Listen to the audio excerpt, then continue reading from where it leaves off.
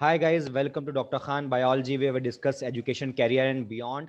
This is my regular online classes और इसी की क्लिपिंग मैं आपको बीच बीच में डाल रहा हूँ। गाइस हम लोग पढ़ रहे थे इम्यून सिस्टम के बारे में। हमने देखा कि immune system is the defence system of the body of humans and many animals. इसके बाद हमने बात की थी कि डिफेंस सिस्टम दो तरह का होता है, इनेट इम्यूनिटी और स्पेसिफिक या एक्वायर्ड इम्यूनिटी।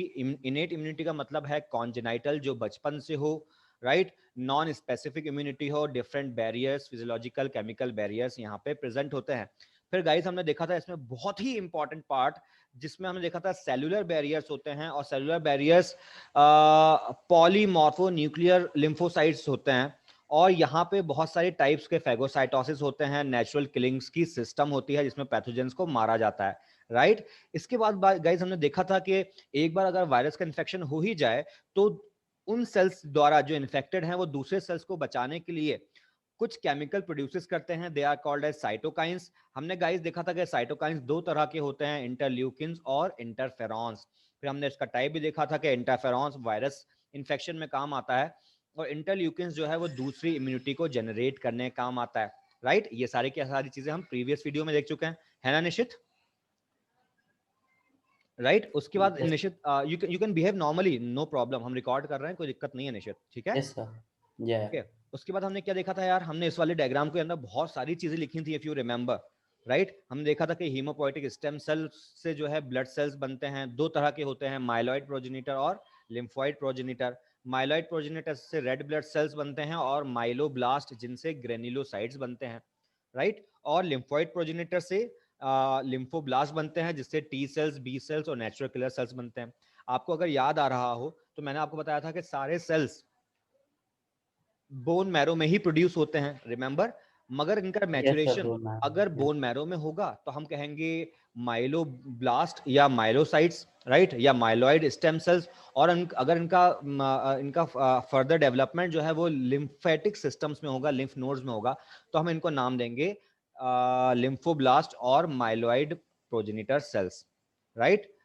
गाइस याद रखो, लिम्फोसाइट्स वो हैं जो लिम्फ में बने थे, और इन सब से मिलके बनते हैं वाइट ब्लड सेल्स, और वाइट ब्लड सेल्स का नाम होता है निश्चित ल्यूकोसाइट। शायद लास्ट क्लास में ये वर्ड रह गया था, है ना। तो मैं याद रखो, आज मैं इसको बोलता हूं कि इसको हम क्या बोलते हैं गाइस, ल्यूको। ल्यूको का मतलब होता है वाइट, तो white cells are called as leukocytes, ठीक है। उसके बाद मैंने आपको बताया था कि इसी डेवलपमेंट के बेस पे हमने जो है देखा कि भाई कहाँ कहाँ हमारे सेल्स डेवलप होते हैं। एनसीईआरटी ने बाद में दिया है, मैंने थोड़ा सा पहले आपको समझा दिया था कि लिम्फोइड ऑर्गन्स होते हैं। पहले होते हैं प्राइमरी लिम्फोइड ऑर्गन्स, सेकंड होते हैं secondary lymphoid organs. Primary lymphoid organs में कौन कौन आता है निश्चित, इसमें आता है थाइमस, बोन मैरो। जबकि सेकेंडरी लिम्फोइड ऑर्गन्स में क्या आते हैं, इसमें आते हैं निश्चित आपके लिम्फ नोड्स आते हैं, टॉन्सिल्स आते हैं। एक्चुअली सारे के सारे लिम्फ नोड्स जो है तो है ना निश्चित, ये सब काहे में आएंगे, सेकेंडरी लिम्फोइड प्रोजेनिटर उसके अंदर आएंगे, ठीक है। अच्छा, मैं आपको थोड़ा सा yes, इसके sir. बारे में और डिटेल देता हूँ। प्राइमरी लिम्फोइड ऑर्गन्स क्या होते हैं, आप इसका स्क्रीनशॉट लेना चाहो तो ले सकते हो, Yes, इसके sir, बारे I've में और taken बात it. करेंगे, ओके।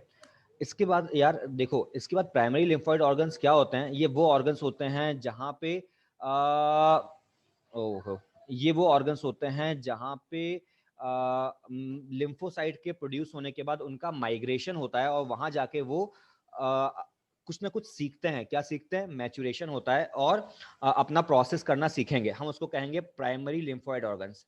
जबकि पता है, एक बार आपका आपका इंटरेक्शन, एक बार आपका जो है इन्होंने मैचुरेशन कर लिया, इन सेल्स ने सीख लिया कि कहाँ पे कैसे किस ऑर्गेनिज्म को मारना है। इन्होंने सेल्फ और नॉन सेल्फ में डिफरेंस अगर सीखते हैं तो वो सब कहलाता है, वो जिस एरिया में सीखते हैं वो एरिया कहलाता है प्राइमरी लिम्फोइड ऑर्गन्स, ठीक। मतलब जहां पे इनका मैच्यूरेशन हो रहा है। मगर पता है निश्चित, जिस जगह पे जाके इस मैचुरेशन का टेस्ट लेते हैं ये लोग कि वाकई में सही हैं ये सेल्स या नहीं है, उनको हम लोग कहते हैं secondary lymphoid organ. For example, आप अपने स्कूल में क्या सीखते हो, आप कैंपियन स्कूल के हो तो आप क्या सीखते हो कैंपियन जाके, कि भाई वहां पे आपने डिफरेंट चीजें सीखी, मगर उसके बाद जब एग्जाम देने जाते हो तो आपका एग्जाम सेंटर क्या होता है, डिफरेंट होता है ना। तो उसी तरीके से गाइस समझो, प्राइमरी लिम्फोइड ऑर्गन्स ये वो हैं जहां पे लिम्फेटिक सेल्स प्रोड्यूस हुए, मैच्योर हुए, राइट।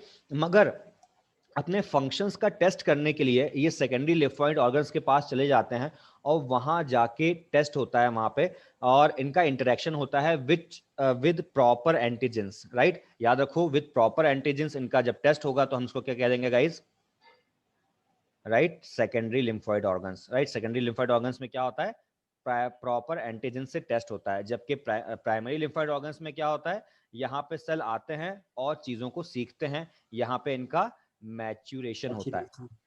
Yes, ठीक है, जरा स्क्रीनशॉट लो, इसको हम थोड़ा सा डिटेल में और देखते हैं। Say done if you are done. yes, sir. Done. Okay, देखो यहाँ पे मैंने आपको बहुत सारे लिम्फोइड ऑर्गन्स के बारे में बताया हुआ है। अगर आप ध्यान से इन लिम्फोइड ऑर्गन्स को देख रहे हो तो बड़ा मजा आएगा आपको। लिम्फोइड ऑर्गन्स में प्राइमरी लिम्फोइड ऑर्गन कौन कौन से थे गाइस, याद आ रहा है आपको? प्राइमरी लिम्फोइड ऑर्गन में था बोन मैरो, और कौन सा था, और कौन सा था, thymus gland, right. Bone Yes, marrow और sir. थाइमस ग्लैंड कौन से थे, प्राइमरी लिम्फोइड ऑर्गन्स हैं। याद रखो गाइस, अगर आप थाइमस ग्लैंड को देखोगे तो क्या होता है यार, ये एक डबल लेयर्ड स्ट्रक्चर है। डबल लेयर्ड स्ट्रक्चर है मींस इसका मतलब ये है कि इसके अंदर एक सेंट्रल एरिया है, हम इसको बोलते हैं मेड्यूला, और एक बाहर का एरिया है जिसको हम लोग बोलते हैं कॉर्टेक्स, राइट। क्या होता है, धीरे धीरे ये मेड्यूला और कॉर्टेक्स के बीच में कुछ लेयरिंग्स आती जाती हैं, फैट का डिपोजिशन हो जाता है। फैट के डिपोजिशन की वजह से इनका फंक्शंस जो है कम हो जाते हैं, और प्यूबर्टी आते आते, जवानी आते आते, प्यूबर्टी आते आते क्या होते हैं, इनके मोस्ट ऑफ द फंक्शंस रुक जाते हैं। पता है आपको गाइस, जितने सेल्स जो थाइमस में जाके मैच्योर होते हैं ना, जैसे T lymphocytes, right, T lymphocytes को टी क्यों बोलते हैं, क्योंकि वो थाइमस में जाके मैच्योर हुए हैं। तो ये जो टी लिम्फोसाइट्स है ना निशित, यार ये लोग हमारी प्यूबर्टी से पहले तो इनका फॉर्मेशन चलता रहता है, मगर एक बार हम प्यूबर्टी क्रॉस कर गए तो फिर इनका फॉर्मेशन बंद हो जाता है। अब जरा सोच के देखो कितने खतरनाक हालात हैं कि अगर आपको कोई मेजर इन्फेक्शन होता है तो आपकी बॉडी का इम्यून सिस्टम डाउन जा रहा है। जब तक आप प्यूबर्टी की तरफ जा रहे हो आपका इम्यून सिस्टम अप की तरफ जा रहा है, मैच्योर हो रहा है और ज़्यादा स्ट्रांग हो रहा है, मगर जैसे ही प्यूबर्टी आ गई अब आपका इम्यून सिस्टम धीरे धीरे नीचे जाएगा। और अगर ऐसी कंडीशन में HIV इन्फेक्शन हो जाए किसी को, सुना है HIV के बारे में, ह्यूमन इम्यूनो वायरस, जिससे एड्स हो जाता है ना निशित, राइट। Yeah. वो वायरस का अगर इन्फेक्शन हो जाए तो वो हमारे टी सेल्स को खा जाता है, मार देता है उसको, राइट। इस कंडीशन में हम इम्यूनो कॉम्प्रोमाइज्ड हो जाते हैं, इम्यूनिटी हमारी कम हो जाती है, राइट। तो पॉइंट यहाँ से क्या समझना है इब्राहिम, हमें हमें पॉइंट ये समझना है यार कि थाइमस ग्लैंड हमारी सेंट्रल थोरेसिक कैविटी में प्रेजेंट एक ग्लैंड है जिसके अंदर बहुत सारे सेल्स का मैच्योरेशन होता है along with bone marrow, right. B cells का मैच्योरेशन बोन मैरो में होता है, राइट, जिसकी वजह से बहुत सारे ब्लड सेल्स और बहुत सारे लिम्फोसाइट्स का फॉर्मेशन होता है, खास तौर से जिसके अंदर आ जाएगी आपकी बी लिम्फोसाइट। बी सेल्स के बारे में सुना है, राइट। बी सेल्स का फॉर्मेशन कहां होगा, वो यहां होगा, और टी सेल्स का फॉर्मेशन कहां होगा, वो टी सेल का फॉर्मेशन यहाँ पे होगा। ठीक, अच्छा, और आपको बड़ी इंटरेस्टिंग बातें बताता हूँ, सब एनसीईआरटी के ऊपर बेस्ड है निशित। देखो अब क्या होता है यार, ये सारी की सारी जो लिम्फोइड ऑर्गन्स हैं ये कहीं ना कहीं एंटीजन से इंटरेक्शन करवाते हैं। तो यार एंटीजन लाते कहाँ से होंगे, ये सोचा है? ये एंटीजन इन्फेक्शन वाली जगहों से लेके आते हैं। मान लो ब्लड के अंदर कोई इन्फेक्शन हो गया तो ये थोड़े बहुत इन्फेक्शन को अपने अंदर ट्रैप कर लेते हैं, कुछ माइक्रो ऑर्गेनिजम्स को, और फिर वहां पे इनको एंटीजन से ट्रीटमेंट देते रहते हैं। ठीक, अलॉन्ग विद दैट, वो तो अपनी जगह पे है ही, ये जितने भी लिम्फोइड ऑर्गन्स है ना, ये हमें इम्यूनिटी भी प्रोवाइड कराते हैं। फॉर एग्जाम्पल कि ये कुछ ऑर्गेनिजम्स को ट्रैप कर लेंगे और इम्यून सिस्टम को एक्टिवेट कर देंगे, वो काम भी करते हैं ये, राइट। जैसे इसका एग्जांपल आपको याद रखना है लिम्फोइड टिश्यूज। अब लिम्फ टिश्यूज कहाँ कहाँ होते हैं, देखो लिम्फ टिश्यूज होते हैं हमारे आर्म के वाले एरिया में, आर्म पिट में, वो हमारे नेक वाले एरिया में होते हैं, राइट, सर्वाइकल एरिया में प्रेजेंट होते हैं। कई बार ये लिम्फ टिश्यूज जो होते हैं वो हमारे इंटेस्टाइन में प्रेजेंट होते हैं, जिसको हम लोग बोलते हैं पेयर्स पैचेस, है ना। ये क्या है, इंटेस्टाइन है। इंटेस्टाइन को जूम इन किया तो हमारे माइक्रोविलाई और विलाइज के नीचे वाला जो एरिया होता है that is called as Peyer's patches. So these Peyer patches के अंदर क्या होता है, इन पेयर्स पैचेस में भी निश्चित हमारे पास सेम लिम्फ नोड्स होते हैं, राइट, जैसे ग्रोइंस में होते हैं, जैसे आर्म पिट्स में होते हैं, वैसे ही, राइट। अब एक बात बोलूं, यहाँ से एक इंपॉर्टेंट पॉइंट बोल रहा हूं मैं, लिम्फ टिश्यूज कोई सा भी हो, ये इम्यूनिटी प्रोवाइड कराएगा, और वो इम्यूनिटी जो होगी इनेट होगी मोस्ट ऑफ द टाइम। कभी कभार ये एक्वायर्ड इम्यूनिटी भी हो सकती है, मगर इनके साथ जो कुछ भी फंक्शंस जितने भी टिश्यूज इन्वॉल्व हैं उन सबको हम एक ही नाम से जानते हैं, म्यूकोसल एसोसिएटेड लिम्फोइड टिश्यू या माल्ट, है ना। जरा वर्ड पे ध्यान दो, ऐसे टिश्यूज जहां पे म्यूकस निकल रहा हो, राइट, तो भाई म्यूकस निकल रहा है और बहुत सारा लिम्फ प्रेजेंट है, तो ऐसे टिश्यूज कौन कौन से होंगे? जाहिर सी बात है जितने भी आप टिश्यूज यहाँ पे देख रहे हो, they all are mucus associated lymphoid tissues other than blood, bone marrow and thymus. सोच पा रहे हो, राइट? इसको हम थोड़ा और डिटेल में देखेंगे, मगर अभी नहीं, जब हम इम्यून सिस्टम समझ लेंगे, एक्वायर्ड इम्यूनिटी, तब इसको और देखेंगे हम। इसका जरा स्क्रीनशॉट लो और मुझे बताओ समझ में आया क्या?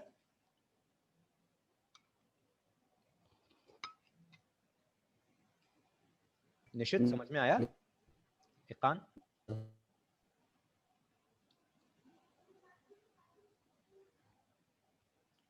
Okay, say done if you are done.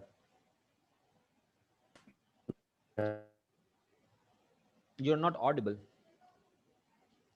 ठीक है, चलो अब गाइज हम आगे बढ़ते हैं हमारे नेक्स्ट टॉपिक की तरफ, दैट इज एक्वायर्ड इम्यूनिटी। देखो, एक्वायर्ड इम्यूनिटी से पहले मैंने एक डायग्राम आपको बस दिखाना चाहता था मैं। देखो ऐसा होता है हमारा लिम्फ नोड, लिम्फ नोड को देखोगे तो बहुत सारे ब्लड वेसल्स और उनसे कनेक्टेड टिश्यूज के बीच की जगह है ये लिम्फ नोड। तो ऐसी जगह जहां पे ब्लड में से लिम्फ का सेपरेशन होता है ना Ibrahim, that that particular organ, that particular part is called as lymph node, right. Exam के हिसाब से नहीं है, थोड़ी सी बातें आगे की हैं ये, हम आगे बढ़ेंगे, एक्वायर्ड इम्यूनिटी की तरफ बढ़ते हैं, ये हमारा मेन पॉइंट था। शुरू करें निश्चित? Yes, sir. सो गाइस देखो, अगर एक्वायर्ड इम्यूनिटी की बात करोगे ना, तो यार एक्वायर्ड इम्यूनिटी ये वो इम्यूनिटी है जो कि हम लाइफ टाइम में एक्सपीरियंस करके एक्वायर करते हैं। जैसे कि हमने पढ़ाई करी, राइट, हम लोगों से मिले, जैसे जैसे हम लोगों से मिलते गए वैसे वैसे हम सीखते गए, यार लोग अच्छे भी होते हैं बुरे भी होते हैं, राइट। बुरे होते हैं तो भाई वो ऐसे ऐसे रिस्पॉन्ड करते हैं, उनको ऐसे ऐसे जवाब देना चाहिए, ऐसे ही होता है ना। तो हम धीरे धीरे उनको समझते हैं और उन लोगों को जवाब देना सीख जाते हैं। सिमिलरली जो हमारी एक्वायर्ड इम्यूनिटी है बेटा, वो भी स्लोली चीज़ों को सीखती है। जैसे ही कोई स्पेसिफिक पैथोजन इनके कांटेक्ट में आता है, ये उस पैथोजन को पहचान लेती हैं और नेक्स्ट टाइम कैसे इस पैथोजन से निपटना है ये पहले डिसाइड कर लेती हैं। तो जब दूसरी बार इन्फेक्शन होगा, तो दूसरी बार इन्फेक्शन में ये उस इन्फेक्शन को पकड़ लेंगी। फॉर एग्जाम्पल कि भाई किसी बंदे में इन्फेक्शन हुआ, राइट, फॉर एग्जाम्पल किसी बंदे में इन्फेक्शन हुआ, इन्फेक्शन होने के बाद क्या होगा, पहली बार इन्फेक्शन हुआ तो हम उसको कहेंगे प्राइमरी इन्फेक्शन, है ना। मेरी बात सुनना ध्यान से निश्चित, क्या हुआ, जब पहली बार किसी को इन्फेक्शन हुआ तो हमने नाम क्या रख दिया, प्राइमरी इन्फेक्शन। मतलब पहली बार ये नहीं कि जिंदगी में पहली बार, पहली बार का मतलब ये है किसी खास पैथोजन का पहली बार इन्फेक्शन हुआ। मान लो किसी की बॉडी में पहली बार इन्फ्लुएंजा वायरस चले गए, माइकोबैक्टीरियम ट्यूबरक्लोसिस चला गया, पहली बार गया ना, तो हम उसको क्या बोलेंगे बेटा, प्राइमरी इन्फेक्शन। समझ में आई बात? ठीक है, और उस हाँ तो बोल दो, डरो नहीं। Okay, your voice is lagging actually, no problem. तो देखो वो हो गया प्राइमरी इन्फेक्शन। और याद रखो, जब कभी भी फर्स्ट इन्फेक्शन होता है और उसके बाद जब हमारी बॉडी उससे फाइट करती है, हमारी बॉडी, हमारा इम्यून सिस्टम फाइट करता है और उसको खत्म कर देता है, that particular response is called as primary immune response. तो प्राइमरी इन्फेक्शन हुआ पहली बार, और पहली बार जो उसके लिए इम्यून रिस्पॉन्स दिया इन्होंने, उसको खा गए, वो क्या हो गया, प्राइमरी इम्यून रिस्पॉन्स। मगर एक बात समझो, अब की बार जो जो जो इन्होंने के साथ हुआ, ये इस बातों को ध्यान रखेंगे, इन बातों की ये लोग मेमोरी बना लेंगे, इनको पता रहेगा कि यार कौन सा पैथोजन है, क्या बीमारी करता है, वो कहाँ मिलेगा और उसको कैसे मारना है। नेक्स्ट टाइम जब ये इन्फेक्शन करेगा तो उस इन्फेक्शन को हम लोग कहेंगे सेकेंडरी इन्फेक्शन, राइट। और सेकेंडरी इन्फेक्शन का जब वो एनकाउंटर करेगा, उसको मारेगा, तो हम उसको क्या बोलते हैं गाइस, सेकेंडरी सेकेंडरी, उसको हम लोग कहते हैं सेकेंडरी रिस्पॉन्स। यहाँ लिखा हुआ नहीं है, नेक्स्ट पेज पे देखेंगे हम लोग, that is called as secondary response. देखो जो एनसीईआरटी ने क्या लिखा है, पढ़ के देखते हैं। Acquired immunity on the other hand is a pathogen specific, right. इस बारे में अभी हम और देखते हैं, बहुत मजा आएगा इसको समझने में। ये क्या है, पैथोजन स्पेसिफिक है, right. It is characterized by having memory, ये याद रखता है कि कौन सा ऑर्गेनिज्म कब मिला था, कैसे मिला था, कैसे मरेगा। It means that the our body when it encounters pathogen for the first time, it produces a response called as primary immune response, which is of low intensity. ये हम देखेंगे कैसे होता है. Subsequent encounters with the same pathogen, right? Second encounter मतलब है ना, elites a high intensified secondary immune response, right? ये आपको थोड़ा सा याद रखना पड़ेगा. मैं बताता हूं इसको, जरा स्क्रीनशॉट लो. Yes, sir. Done, sir. Done. एक मैं आपको बहुत जबरदस्त कहानी सुनाता हूं निश्चित, राइट? ये आपके घर की कहानी है और हर उस स्टूडेंट के घर की कहानी है जिस जो फैमिली के साथ रहता है. देखो बड़ा मजा आने वाला है. हम पढ़ने वाले हैं कि इम्यून रिस्पॉन्स कैसा होता है, और इसमें फिर हम पढ़ेंगे कि सेल मेडिएटेड इम्यून रिस्पॉन्स क्या होता है और ह्यूमरल इम्यून रिस्पॉन्स क्या होता है with in this particular acquired immunity. अब एक मेरी बात समझना, पूरी कहानी आपके दिमाग में छप जाएगी, ठीक? देखो, अच्छा यार एक बात बताओ मुझे, क्या तुम्हारे घर में दादा दादी हैं? कभी देखा है दादा दादी टाइप के लोगों को? हाँ, टेल मी. Yes, sir. है ना? अच्छा ये एक बात तुम ऑब्जर्व करना, ये जितने लोग होते हैं ना अपने घर में, दादा दादी, मम्मी पापा, छोटे भाई बहन, चाचा टाइप के भी लोग होते हैं, जो भाई बहन जो मम्मी पापा के भाई होते हैं, है ना, वो चाचा बोलते हैं, अंकल बोलते हैं हम. यार इन सब के सोने का, जागने का टाइमिंग, रहने की जगह सब अलग अलग होती है. आपने ऑब्जर्व किया है हमारे जो दादा दादी होते हैं, राइट, ये रात को 2-3 बजे भी जागते रहते हैं, राइट?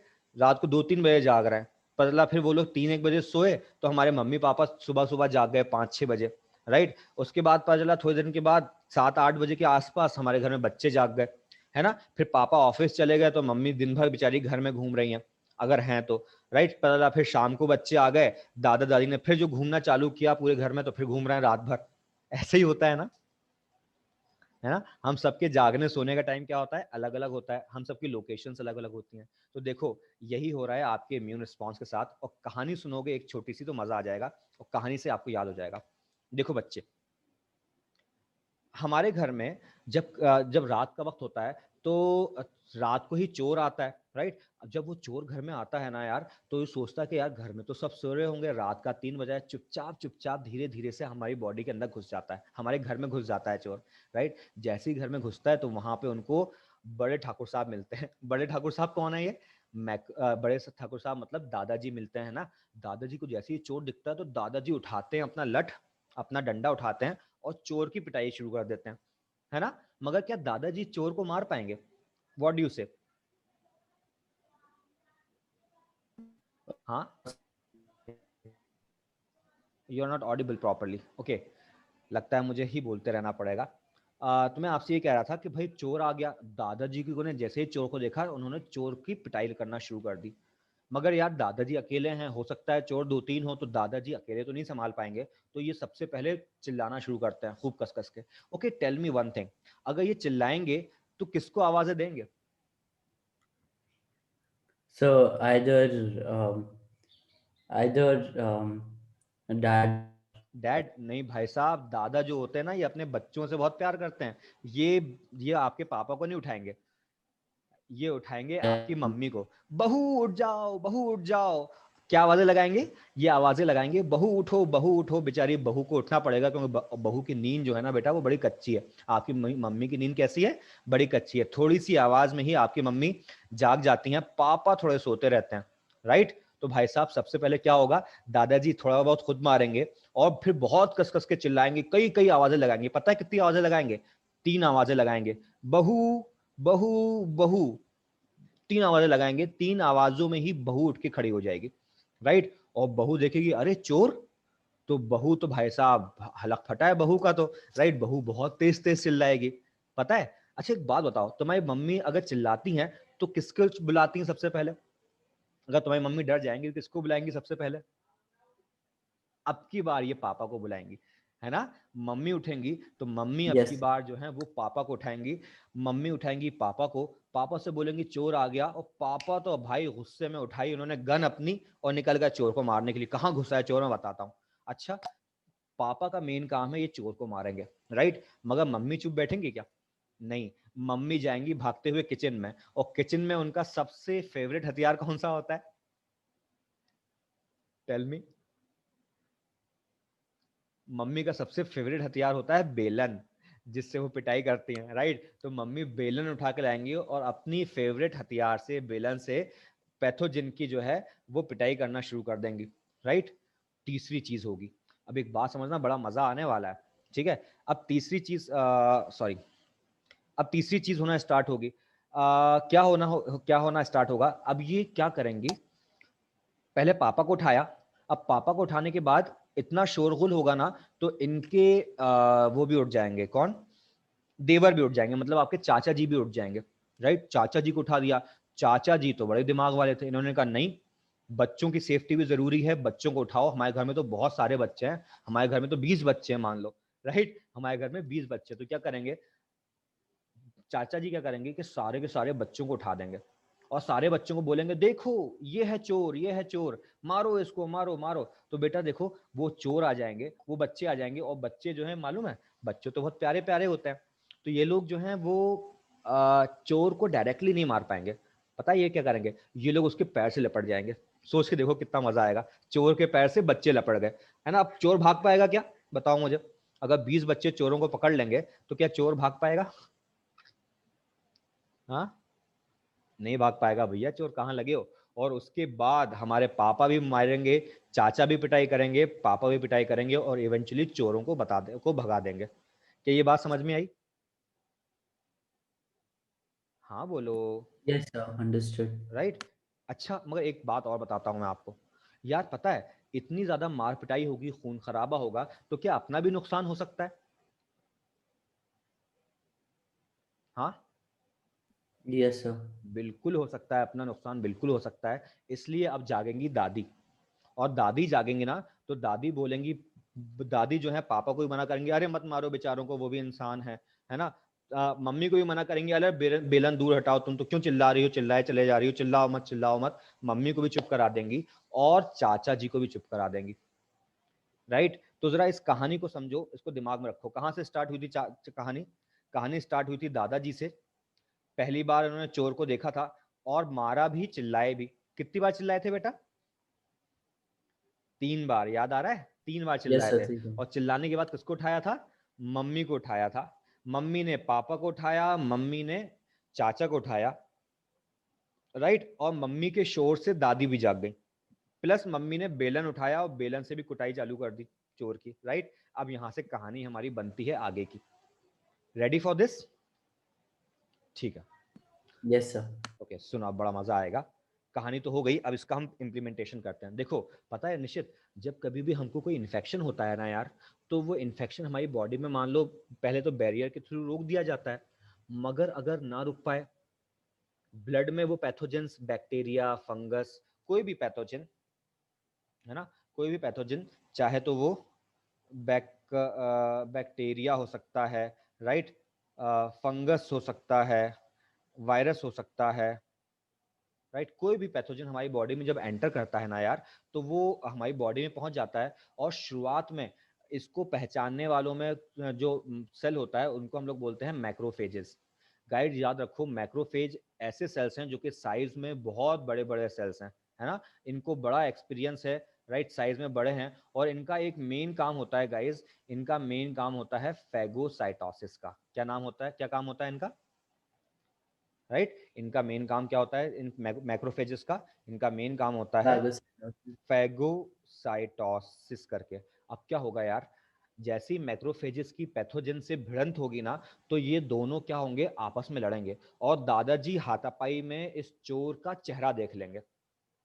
बात समझ रहे हो, दादाजी क्या करेंगे, हाथापाई होगी, लड़ाई होगी, उसको खा जाएंगे, मतलब मैक्रोफेजेस जो है वो एक आध पैथोजन को खा जाएगा।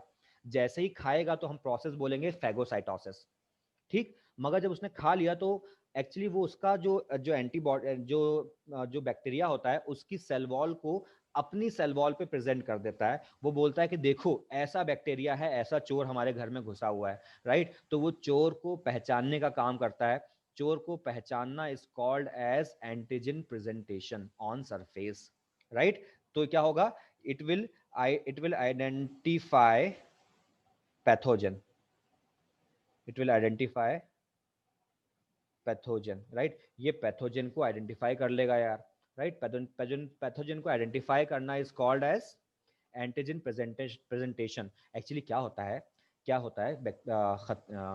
इकान कि यार ये जो बैक्टीरिया, ये जो WBC होता है, ये मैक्रोफेज होता है, ये किसी भी वायरस को खा जाएगा। वायरस हो, कोई भी पैथोजन है, इसको ये खा जाएगा। खाने के बाद मोस्ट ऑफ द थिंग को ये डाइजेस्ट कर लेगा, मगर कुछ पार्ट वायरस का या बैक्टीरिया का कुछ पार्ट वो अपनी सरफेस पे शो करने लगता है इस तरह से, राइट। और इस तरह से जब शो करता है तो मान लो जैसे कि चोर का फोटोग्राफ ये लोग शो करने लगते हैं, तो ये बताते हैं कि हाँ ये वाला पैथोजन है और ये इसका सरफेस है ना। तो इस सरफेस को शो करने वाले सेल्स को हम लोग क्या बोलते हैं गाइस, इसको हम लोग बोलते हैं एंटीजन प्रेजेंटिंग सेल।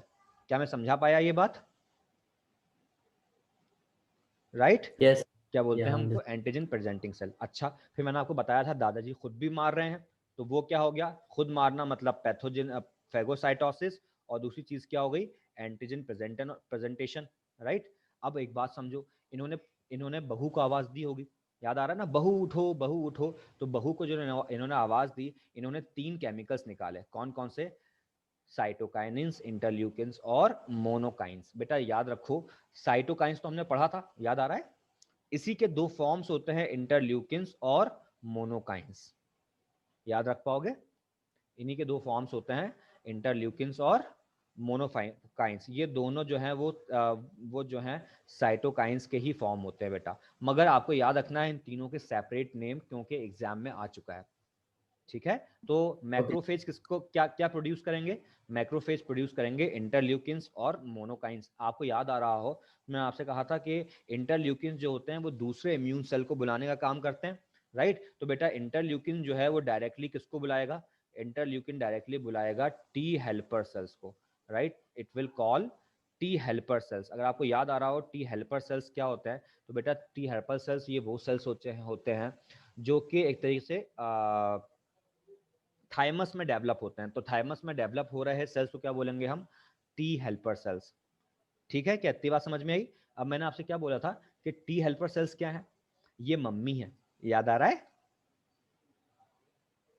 निश्चित, याद आया? Yes, sir. T helper sales Yeah. क्या है, ये मम्मी है, और मम्मी का काम क्या होता है कि सबसे पहले तो पापा को उठाओ, तो ये पापा को उठाएंगे, और पापा का नाम है सी साइटोटॉक्सिक सेल्स। क्या नाम है इनका, साइटोटॉक्सिक सेल, सीटी सेल बोलते हैं इसको हम, सीटी सेल या साइटोटॉक्सिक सेल बोलते हैं। इसी का दूसरा इसी टाइप के और सेल्स होते हैं जिनको हम लोग बोलते हैं किलर सेल्स। तो एक्चुअली पापा को उठाया है, राइट, और पापा बड़े गुस्से में है तो हमने नाम रख दिया किलर सेल्स। आप इतना याद रख सकते हो कि सीटी सेल्स को उठाते हैं, और जब सीटी सेल्स को पता चलता है कि चोर ये है, बात समझो, बताने का काम किसका है, चोर कहां पर है, बताने का काम है मैक्रोफेज का। किसको बताया, पहले मम्मी को बताया, मम्मी ने और लोगों को उठाया, फिर पापा को बताया साइटोटॉक्सिक सेल्स को, फिर इसने फर्दर किलिंग स्टार्ट करी। बहुत ध्यान से समझना, मैंने आपसे कहा था ना कि पापा को गुस्सा आ गया और पापा ने जो है वो बंदूक उठा लिया, रिमेंबर? अरे याद Yes, है तो sir. बोलो भाई, है ना। तो Yes. मैंने जानबूझ से कहा था कि पापा ने बंदूक उठाई है, क्यों पता है, क्योंकि जितने बेटा सीटी सेल्स होते हैं ना, सीटी सेल्स हमेशा कुछ केमिकल्स प्रोड्यूस करते हैं, जिन केमिकल्स का नाम होता है लिम्फोकाइनिन। और ये लिम्फोकाइनिन जो है पैथोजन की बॉडी में छेद कर देता है, होल फॉर्मेशन कर देता है, या पोर फॉर्मेशन करता है। और जब पोर फॉर्मेशन कर देगा तो जितना भी साइटोप्लाज्म है वो सारा का सारा साइटोप्लाज्म क्या होगा, क्या बैक्टीरिया में से बाहर आ जाएगा, है कि नहीं? तो बात समझो, ये पोर फॉर्मेशन होगा जिसकी वजह से सारा का सारा साइटोप्लाज्म जो है निकल के बाहर आ जाएगा पैथोजन में से, वो पैथोजन मर जाएगा। केमिकल का नाम क्या है बेटा, गन का नाम क्या है, गन का नाम है लिम्फोकाइनिन। क्या ये बात याद रहेगी? ठीक। अच्छा, अब एक Yes, sir. वर्ड देखो, यहाँ पे एक वर्ड लिखा हुआ है मैंने, क्लोनिंग। अब इस बात को समझो, क्लोनिंग का मतलब होता है कि मम्मी ने एक पापा को उठाया, टीएच सेल ने एक टीसी सेल को बताया कि भाई ये वाला पैथोजन है, इसको मारना है, ठीक है। अब होता क्या है रियल लाइफ में, ये टीसी सेल एक एक टीएच सेल ने एक टीसी सेल को बताया, है ना। तो हमारी बॉडी में अगर 10 टीसी सेल हैं, 10 टीएच सेल हैं, तो वो 10 को बताएंगे। मगर ये 10 साइटोटॉक्सिक सेल जो है ना, ये इम्यूनिटी को बराबर नहीं कर सकते, ये कहीं ना कहीं इनका नंबर कम है। तो क्या करेंगे, ये लोग अपना नंबर बढ़ाएंगे, इनके अपने आप के नंबर को मल्टीप्लाई करेंगे, राइट। तो अपना खुद का रेप्लिकेशन करना, अपने खुद की कॉपी बनाना, इज कॉल्ड एज क्लोनिंग। याद रख पाओगे? अपने खुद की कॉपी बनाना is called as cloning. Cloning आपने सुना हुआ है ये बायोटेक वाले चैप्टर में, Yes, sir. राइट? Cloning, तो yeah. हाँ, क्लोनिंग का मतलब क्या होता है? अपनी खुद की कॉपी बनाना, क्लोन बनाना। तो देखो, इन्होंने एक पैथोजन को पहचान लिया है, इसको पहचान के इन्होंने अपनी जैसे बहुत सारे लोग बनाए और सब पहचानते हैं कि हाँ पैथोजन यही वाला है। तो क्या होगा, जितने भी बने हैं क्लोनिंग के बाद, वो सारे के सारे सीटी सेल जो है वो एक ही केमिकल बनाएंगे और एक ही बैक्टीरिया के ऊपर यूज करेंगे, जिसका नाम क्या है? लिम्फोकाइनिन। इतनी बात समझ में आई? राइट?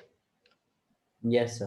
ओके, अब देखो, टीएच सेल ने बी सेल्स को भी एक्टिवेट किया, टीएच सेल ने बी सेल्स को भी एक्टिवेट किया, जिसको आप बोलते हो बी लिम्फोसाइट। बेटा बी लिम्फोसाइट जो होते हैं, बी लिम्फोसाइट जो होते हैं, ये एक्टिवेट हो जाएंगे और इनके अंदर भी सेम प्रोसेस चल स्टार्ट होगी, जिसको हम लोग बोलते हैं क्लोनल सिलेक्शन। क्लोनल सिलेक्शन का फिर से मतलब बताता हूँ। एक बार पैथोजन को पहचान लिया कि अच्छा ये पैथोजन है, उसके बाद अपने नंबर्स को बढ़ा लिया ताकि उस पैथोजन को चारों तरफ से घेर के मार दें, हम इसको बोलते हैं क्लोनल सिलेक्शन। जब खुद की कॉपी बनती है तो हम क्या बोलते हैं गाइस? इसे क्लोनल सिलेक्शन। तो टी सेल्स का भी क्लोनल सिलेक्शन हुआ था, बी सेल्स का भी क्लोनल सिलेक्शन होगा, अपनी खुद की कॉपी बढ़ेगी, बनेगी, स्टार्ट होगी बनना, और इसको करेंगे हम कहेंगे क्लोनल सिलेक्शन।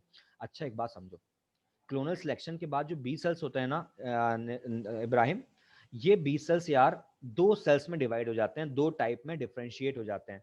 पहला सेल होता है प्लाज्मा सेल, और प्लाज्मा सेल आगे जाके एंटीबॉडीज बनाता है। Have you heard about antibodies Nishit? Yes, sir. Right. तो यार एंटीबॉडीज बनाता है, और एंटीबॉडीज जो है एंटी बैक्टीरिया वगैरह को मारता है, राइट? और जो इसका दूसरा वाला टाइप है, जिसको हम लोग बोलते हैं मेमोरी सेल्स, ये मेमोरी सेल्स जो है ना, वो याद रखता है कि यार अगली बार अगर कोई इन्फेक्शन मेरी बॉडी में आया तो मुझे इसको मारना है। तो इस सेल्स को हम लोग क्या बोलते हैं? Memory cells. और मेमोरी सेल्स हमेशा जो है वो सेकेंडरी इम्यून रिस्पॉन्स में इम्यून रिस्पॉन्स को स्टार्ट करता है ना? क्या करता है ये? Always starts secondary immune response, it starts secondary immune response. याद रख पाओगे? Yes, sir. Okay okay. अच्छा, एक कान पता है, इस पर्टिकुलर प्रोसेस को जिसमें एंटीबॉडीज इन्वॉल्व होती हैं, जिसमें बी सेल इन्वॉल्व होते हैं ना, इस पूरी की पूरी प्रोसेस को जिसमें बी सेल इन्वॉल्व हैं, हम इसको उठा के बोल देते हैं, यहां से यहां तक की प्रोसेस को उठा के बोल देते हैं humoral immune response. So whenever humor of a cell, plasma of the blood is involved, that is called as humoral immune response। क्या समझ में आ पाई बात? इसके बाद देखो जरा, इसके अलावा जितने भी सेल्स यहां इन्वॉल्व हैं, देखो इस ह्यूमोरल के अलावा जितने सेल्स यहां इन्वॉल्व हैं, टीएच सेल, टीसी सेल्स, इन सबको मिला लो तो इनकी वजह से जो रिस्पॉन्स आता है, that is called as cell mediated immune response and cell mediated immune system. ठीक? So all the cells like TH, TS, and all the cells except B cells, right? okay, sir. मैं आपको बताऊंगा, actually they are interlinked. बस just next वाले diagram में मैं आपको बताने वाला हूं कि ये कैसे इंटरलिंक्ड होते हैं, मगर अभी इतना समझो, जहां पे एंटीबॉडीज बन रही हैं that is called as humoral immune response, और जहां पे सेल्स इन्वॉल्व हैं उसको हम कहते हैं सेल मीडिएटेड इम्यून रिस्पॉन्स। ठीक? अच्छा एक बात देखो, मैंने आपसे कहा था ना मम्मी तो आवाज देंगी और प्लस अपना बेलन भी लाएंगी, तो देखो मम्मी का बेलन है ये, मम्मी का बेलन क्या है? मम्मी का बेलन है लिम्फोकाइनिन। बेटा ध्यान देना, यहाँ पे भी लिम्फोकाइनिन बना था, रिमेंबर, और यहाँ पे भी क्या बन रहा है? लिम्फोकाइनिन। यार हो सकता है मम्मी का बेलन फेवरेट ना हो, मम्मी के पास भी कोई बंदूक हो, है कि नहीं? तो मम्मी के पास भी यहाँ पे एक गन है बेटा, और इसका नाम भी क्या है? लिम्फोकाइनिन। और बेटा याद रखो, जब कभी भी लिम्फोकाइनिन यूज करते हैं तो केमिकल काइनेसिस ऑफ WBCs कहलाता है। That means chemicals are released so that the pathogens are killed, right? Pore formation होगा हमेशा, और लिम्फोकाइनिन जो है वो अपना काम करेगा। देखो अब यहाँ थोड़ा सा फर्क स्टार्ट हो रहा है। पापा ने क्या किया था? पापा ने केवल केमिकल से ही पोर फॉर्मेशन कर दिया था, मम्मी ने फेगोसाइटोसिस भी ट्रिगर किया। क्यों किया ट्रिगर? मम्मी ने दोबारा दादाजी की मदद भी की होगी। ये चीजें भी आपको थोड़ा सा लेट पता चलेंगी, मगर अभी इतना याद रखो कि यहाँ पे केमिकल कौन सा यूज होता है? लिम्फोकाइनिन, राइट। अच्छा पता है यार खतीब, अपना ये जो इतना खून खराबा देख रहे हो ना, मम्मी ने मार दिया, पापा ने मार दिया, चाचा ने मार दिया, राइट, बी सेल्स ने मारा, टी सेल्स ने मारा, टी सी सेल्स ने मारा, राइट। यार इन सबको देख के दादी को बड़ा बुरा लगेगा, और ये दादी जो है सबसे बोलेंगी खामोश रहो, छोड़ दो इनको। तो एक बात समझो, टी एस सेल का मतलब होता है टी सप्रेसिव सेल। क्या नाम है बेटा इसका? से it with me, T suppressor, right. और टी सप्रेसर सेल जो होंगे वो टी सी सेल को भी शांत कर देंगे, टी हेल्पर सेल्स को भी शांत कर देंगे, और बी लिम्फोसाइट्स को भी शांत कर देंगे। क्या समझा पाया मैं?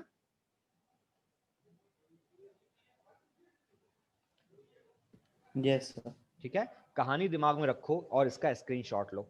हम थोड़ा सा इसको और इंट्रिकेसीज में देखते हैं।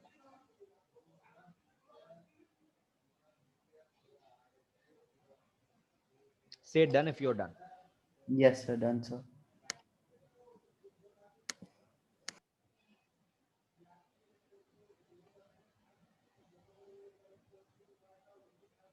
राइट, देखो यहां पे पढ़ के देखते हैं। बिकॉज दिस एंटीबॉडीज आर, ये एनसीईआरटी का ले लिया है मैंने, तो इसलिए आपको ऐसा लग रहा है कि 20 से लिया है। Antibodies are found in the blood which are the response is called as humoral immune response, right? Whenever the response is by antibodies, whenever the response is by antibodies, that is called as humoral immune response, right? Other क्या है? The other type of acquired immunity in the response is antibody mediated. The second type is cell mediated immune response where all T cells are responsible for that. अब एक बात समझना, T cells की अगर अपन बात करें तो T cells द्वारा जो immune response है उन सबको हम लोग बोलते हैं उन सबको हम लोग बोलते हैं सेल मीडिएटेड इम्यून रिस्पांस। और जितना बी सेल से रिलेटेड रिस्पांस है जिसमें एंटीबॉडीज बनती हैं बेटा, इसको हम लोग बोल देते हैं, क्या बोलते हैं इसको हम? इसको हम लोग कह देते हैं गाइस ह्यूमरल इम्यून रिस्पांस। ठीक, अच्छा अब इस डायग्राम को जरा समझने की कोशिश करते हैं, ये क्या कहना चाह रहे हैं। देखना, ये कहना चाह रहे हैं कि वो सेल्स जो कि नॉन स्पेसिफिक होते हैं वो इनेट इम्यूनिटी प्रोड्यूस करते हैं, जिसके अंदर आपके दादाजी मैक्रोफेजेस भी शामिल हैं। कौन कौन से सेल शामिल हैं, जरा नाम देखो इनका, जो नॉन स्पेसिफिक इम्यूनिटी प्रोवाइड कराते हैं। Dendritic cell, mast cell, basophils, eosinophils, neutrophils, जिनको मिला के हम ग्रेन्युलोसाइट्स बोल देते हैं। इसके अलावा नेचुरल किलर सेल्स और कंपार्टमेंट सिस्टम, ये हमने पढ़ा नहीं है अभी मगर इसको हम देखेंगे। कंपार्टमेंट्री सिस्टम, ये सारी के सारे सिस्टम मिला के क्या करते हैं, ये इनेट इम्यूनिटी बनाते हैं। मगर इसी इनेट इम्यूनिटी के अंदर एक छोटा सा पोर्शन और है, नेचुरल किलर टी सेल्स और टी सेल्स, राइट। ये थोड़े से कॉमन सेल्स हैं जो अडेप्टिव इम्यूनिटी में भी काम करते हैं, राइट, जिसमें बी सेल्स और टी सेल्स कॉमन है। अब एक बात समझो, एनसीईआरटी ने हमारी बुक वालों ने इस बारे में बात नहीं करी, हमारे एनसीईआरटी वालों ने इस रिलेशन के बारे में बात नहीं करी है। उन्होंने नहीं बताया हमें कि नेचुरल टी सेल्स और टी सेल्स जो हैं वो इनेट इम्यूनिटी का भी पार्ट है। तो अब हमें एक बात समझ के चलना है, क्या कि T cells and B cells they both are the part of adaptive या एक्वायर्ड इम्यूनिटी। क्या याद रख सकते हो ये बात?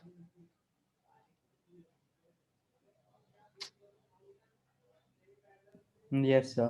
राइट, इसका स्क्रीनशॉट लो और समझते हैं। बेटा कहानी समझ में आई तुम्हें? Yes, sir. I understood the story. Okay, वो स्टोरी बहुत इंपॉर्टेंट है क्योंकि आपको याद रखना है कि टीएच सेल कितना इंपॉर्टेंट है। अगर घर में मम्मी नहीं होंगी तो क्या आपका घर सेफ है ना? सेफ नहीं है अगर No, मम्मी sir. नहीं है तो याद रखो, अगर किसी को एचआईवी का इन्फेक्शन होता है, एचआईवी के इन्फेक्शन में टी हेल्पर सेल्स मारे जाते हैं, सारे के सारे टी हेल्पर सेल्स मर जाते हैं। तो जरा सोच के देखो, जिस बंदे के अंदर टी हेल्पर सेल्स नहीं होंगे, एचआईवी हो गया होगा, तो क्या उसके अंदर इन्फेक्शंस को मारने की ताकत होगी? क्या उसका इम्यून सिस्टम अराइज हो पाएगा?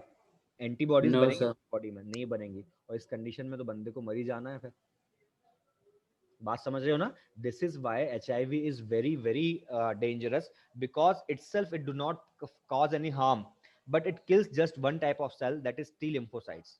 And in the absence of lymphocytes, all other immune cells, all other acquired immunity cells, they are of no use, right? All other acquired immunity cells, they are of no use in the absence of T helper cells, right? Only the people will have only innate immunity, right? सिर्फ उनके पास कौन सी immunity काम करेगी? innate immunity काम करेगी. क्या इतनी बात समझ में आ पाई? Yes, sir. ओके, नाउ बहुत ही इंपॉर्टेंट चीजों की तरफ अब हम मूव कर रहे हैं गाइस. देखो, अब हम देख रहे हैं फीचर्स ऑफ एक्वायर्ड इम्यूनिटी. आपने अभी समझा कि एक्वायर इम्यूनिटी कैसे एक्वायर की जाती है. आपने ये समझा ना कि कैसे बी सेल्स जो हैं वो प्लाज्मा सेल्स और मेमोरी सेल्स में डिवाइड होते हैं. तो प्लाज्मा सेल्स क्या करते हैं? एंटीबॉडीज बनाते हैं. और मेमोरी सेल्स क्या करते हैं? सेकेंडरी इन्फेक्शन की तैयारी करते हैं कि अब की बार आ जाए, अब की बार आया और मैंने उसको धोया, राइट? तो वो काम कौन कर रहा है? Memory cells. अब समझना एक्वायर्ड इम्यूनिटी के फीचर्स क्या क्या होते हैं, राइट? देखो, एक्वायर्ड इम्यूनिटी के कुल मिला के 4 फीचर्स हैं, आपको याद रखना पड़ेंगे. क्या? पहला फीचर है इसका कि acquired immunity is always always specific, right? पता है, कोई भी अगर माइक्रो ऑर्गेनिज्म हमारी बॉडी में घुसता है, एंटर करता है, तो ये उस माइक्रो ऑर्गेनिज्म को ही पहचानेंगे. इसके अलावा किसी और माइक्रो ऑर्गेनिज्म को ना ये पहचानेंगे और ना ये मारेंगे. बात समझ पा रहे हो, राइट? फॉर एग्जाम्पल एक बात बताओ, क्या तुम्हारी मम्मी ने कभी तुम्हारी चाकू से तुम्हारी पिटाई करी है क्या? या पापा ने चाकू से पिटाई करी है क्या? Tell me. So with a knife, no.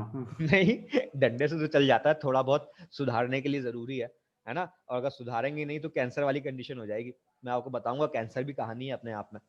ठीक, तो what I am saying is कि मम्मी डंडे से आगे पिटाई नहीं करेंगी, राइट? चाकू वाकू लेके पापा कभी नहीं आएंगे, है ना? क्यों? क्योंकि हमारा एक्वायर्ड इम्यूनिटी जानती है कि सेल्फ कौन सी एक्वायर्ड हमारी एक्वायर्ड इम्यूनिटी जानती है कि हमारे बच्चे कौन से हैं और चोर कौन से हैं, और कौन सा बाहर वाला चोर है या कौन सा बाहर वाला चोर नहीं है. हमारी एक्वायर्ड इम्यूनिटी जानती है कि स्पेसिफिक माइक्रो ऑर्गेनिज्म को ही हमें मारना है और उसी को पहचान के उसकी किलिंग करती है, right? It is always specific.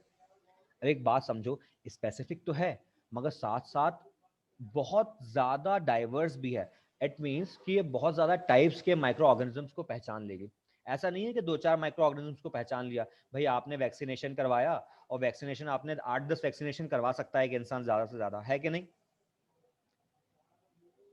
मगर Yes, हमारा sir. जो इम्यून सिस्टम है वो बहुत बड़ी वैरायटी ऑफ ऑर्गेनिजम्स को पहचान लेता है. कई ऐसे इन्फेक्शंस होते हैं निश्चित, जो हमारी लाइफ टाइम में हमें हो जाते हैं और हमें पता भी नहीं चलता, राइट? और दोबारा जब वो होते हैं तो हमारा इम्यून सिस्टम ऑटोमेटिकली उनको ओवरकम कर लेता है.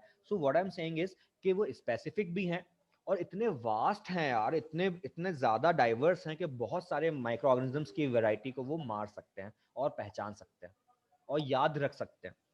ठीक. तीसरी बात देखो, थर्ड क्या है? They can discriminate between self and non self. ये बड़ी इंपॉर्टेंट चीज है.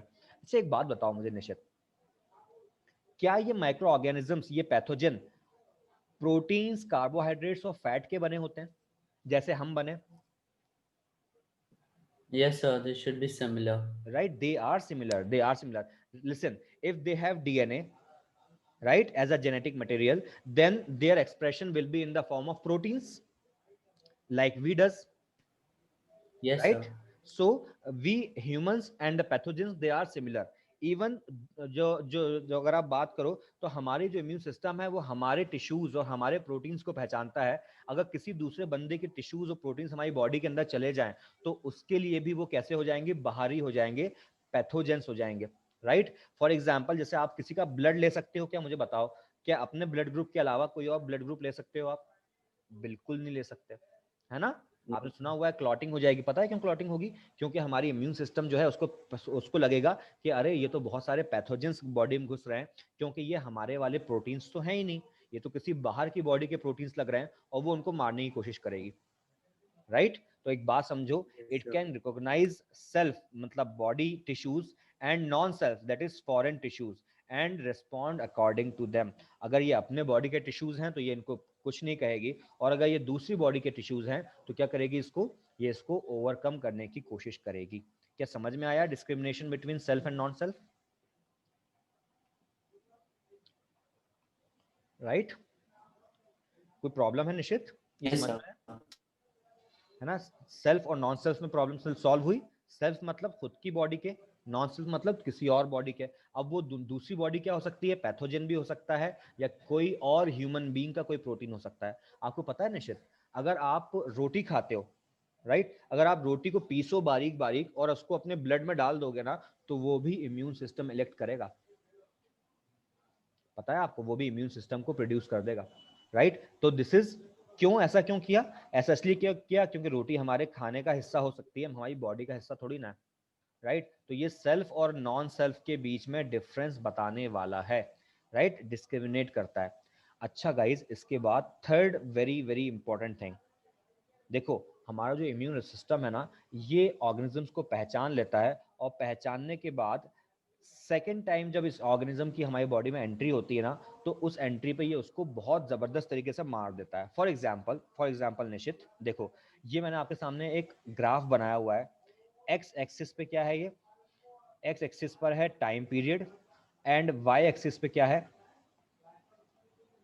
Blood Yes. Antibody concentration, right. जरा Blood वर्ड पे ध्यान देना, ब्लड एंटीबॉडी कॉन्सेंट्रेशन, राइट। कितनी एंटीबॉडीज हैं हमारी बॉडी के अंदर, तो जितनी ज्यादा एंटीबॉडी होंगी हमारे अंदर, इम्यूनिटी उतनी ज्यादा स्ट्रांग होगी और ज्यादा वो तेजी से वो माइक्रोब्स को मारेगी। अब एक बात समझना, जब कभी भी हमें पहली बार किसी एंटीजन का एक्सपोजर होता है, पहली बार, जब पहली बार होगा इन्फेक्शन, तो हम कहेंगे इसको प्राइमरी एंटीजन एक्सपोजर। एंटीजन क्या होता है, पैथोजन, राइट। इसको आप लोग याद रखो, एंटीजन की जगह मैं लिख देता हूं यहाँ पे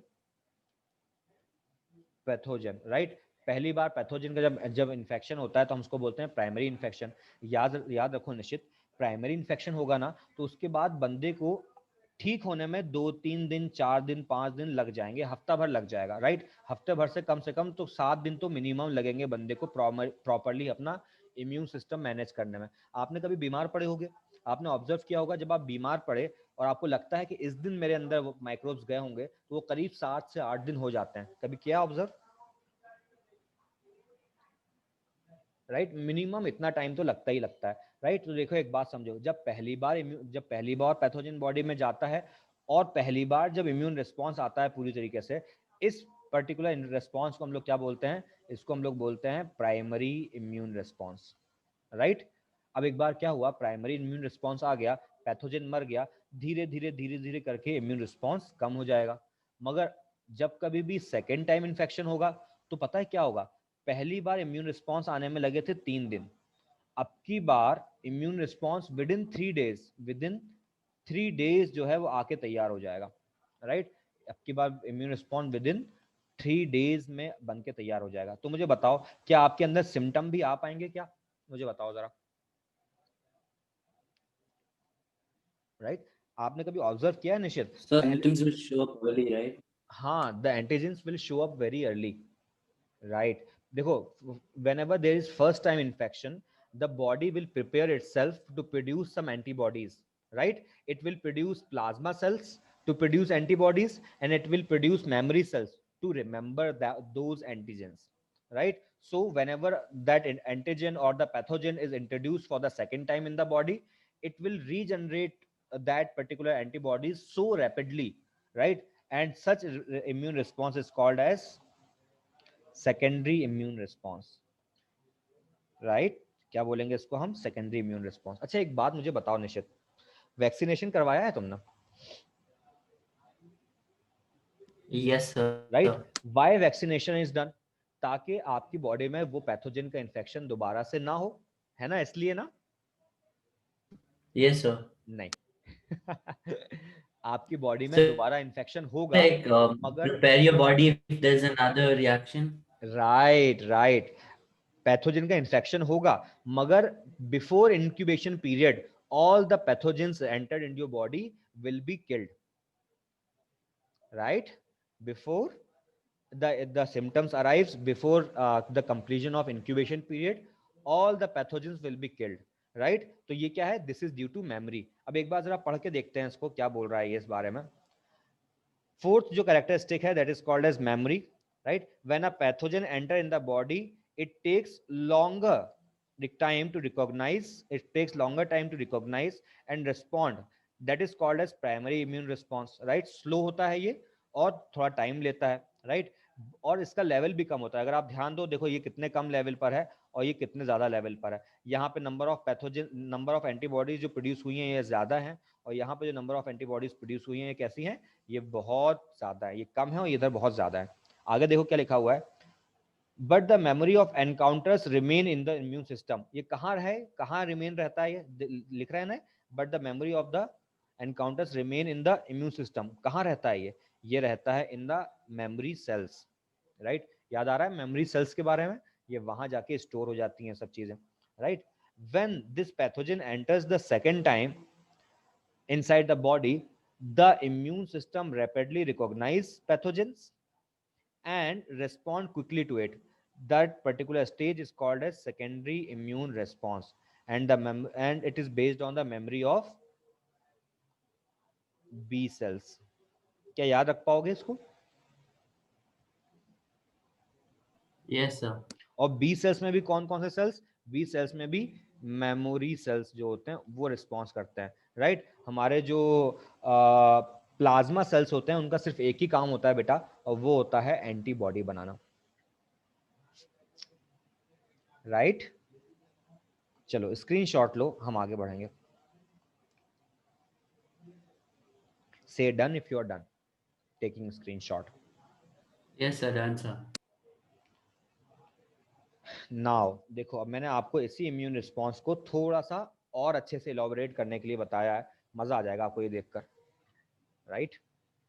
देखो यहाँ पे भी यही बात हो रहा है, पहली बार इन्फेक्शन हुआ, पहली बार इन्फेक्शन हुआ तो हमने इसको बोला कि भाई पहली बार इन्फेक्शन हुआ है, प्राइमरी इन्फेक्शन हुआ है। फर्स्ट इन्फेक्शन को हम क्या कह सकते हैं, प्राइमरी इन्फेक्शन बोल सकते हैं। और प्राइमरी इन्फेक्शन के लिए क्या होता है, बॉडी धीरे धीरे क्या होता है, बॉडी के अंदर जो है वो पैथोजन गया, दादाजी मिले, याद आ रहा है दादाजी,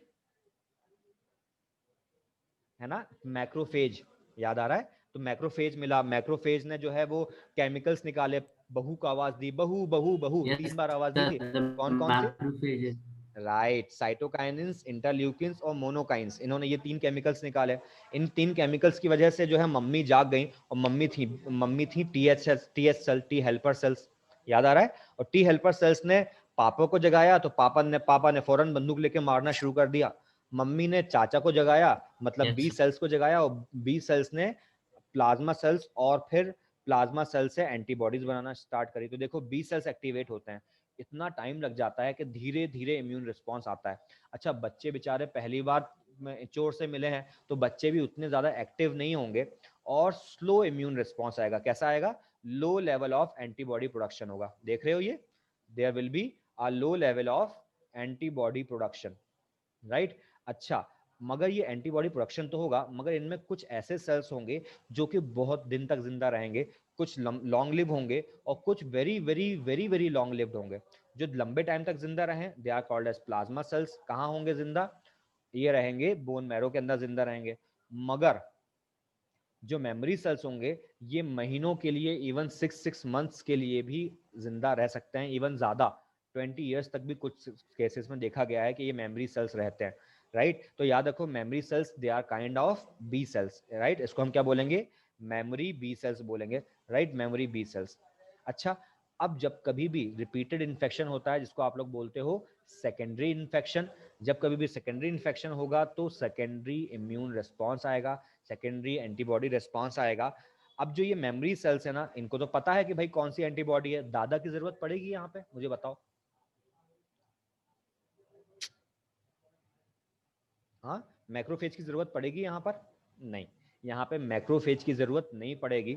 अब की बार जैसे ही जैसे ही पैथोजन प्लाज्मा में आते हैं, राइट, ये पैथोजन, ये वाला स्ट्रक्चर क्या था, ये पैथोजन है, देखो यहाँ पे भी ये पैथोजन है, यहाँ पे भी ये पैथोजन है ना। तो ये पैथोजन को पहचान लेंगे, और पैथोजन को पहचान कर, ये पैथोजन देखो, ये रहा पैथोजन, ठीक है, ये रहा पैथोजन। तो इस पैथोजन को फटाफट पहचान लेंगे, और फौरन बहुत सारी एंटीबॉडीज बनाना स्टार्ट कर देंगे, राइट। और ऐसा इम्यून रिस्पॉन्स देखो, उसका लेवल भी ज्यादा होगा। अगर आप ध्यान दे रहे हो, पहले वाले का लेवल क्या था, नंबर ऑफ एंटीबॉडीज कितनी थी, कम थी, और अब की बार एंटीबॉडीज कितनी है, राइट, अब की बार एंटीबॉडीज का लेवल बहुत ज्यादा है, राइट। तो इस बार एंटीबॉडीज का लेवल भी ज्यादा होगा, इम्यून रिस्पॉन्स भी ज्यादा होगा, और हमें कोई भी इंफेक्शन नहीं होगा। क्या ये बात समझ पाए?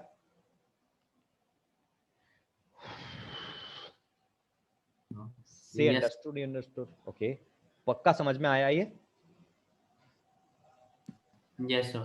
अच्छा एक बात बताओ निशित, अगर हम किसी बंदे को, किसी बच्चे को कोई वैक्सीन लगा देते हैं, है ना, कोई वैक्सीन लगा देते हैं, तो वो वैक्सीन प्राइमरी इम्यून रिस्पांस कहलाएगी या सेकेंडरी इम्यून रिस्पांस कहलाएगी? So primary, right? राइट, वो क्या होगी? प्राइमरी इम्यून रिस्पांस होगी। तो बेटा आपने सुना होगा जब कभी भी वैक्सीनेशन होता है तो एक नहीं 2 से 3 डोजेस दिए जाते हैं बच्चे को, 2-2 महीने के गैप में। ऑब्जर्व किया ये बात? Yes, sir. Right, Yeah. क्यों दिए जाते हैं बात समझना, बड़ा मजेदार कॉन्सेप्ट है ये भी। पहली बार जब आपने डोज दिया तो प्राइमरी इम्यून रिस्पांस आया, राइट। आपने सेकेंड टाइप जब डोज दिया तो उसको हम लोग कहते हैं बूस्टर डोज। क्या बोलते हैं? That is called as A booster dose. Booster, right, booster dose कहते हैं, राइट। हमने जब बूस्टर डोज दिया तो सेकेंडरी इम्यून रिस्पांस आया, राइट। हम तीसरा बूस्टर डोज देते हैं तो भी सेकेंडरी इम्यून रिस्पांस ही कहलाता है। जब 2-3 सेकेंडरी इम्यून रिस्पांस आते हैं ना तो बहुत सारे मेमोरी सेल्स बन के तैयार हो जाते हैं जो कि कई सालों तक हमारी बॉडी में रह सकते हैं। अगर एक बार आप दोगे तो कुछ मेमोरी सेल्स बन जाएंगे, राइट। हो सकता है वो बहुत लंबे टाइम तक जिंदा ना रहें, है ना। मगर जब आप 2-3 बूस्टर डोज दे दोगे तो ये बूस्टर डोज की वजह से अमाउंट ऑफ मेमोरी सेल्स बहुत ज्यादा बढ़ जाएंगे और ये बहुत लंबे टाइम तक बॉडी में जिंदा भी रह लेंगे, ठीक है। This is why booster dose are very important. बात समझ में आई है? Yes, sir. Right, Yes, sir. Take a screenshot.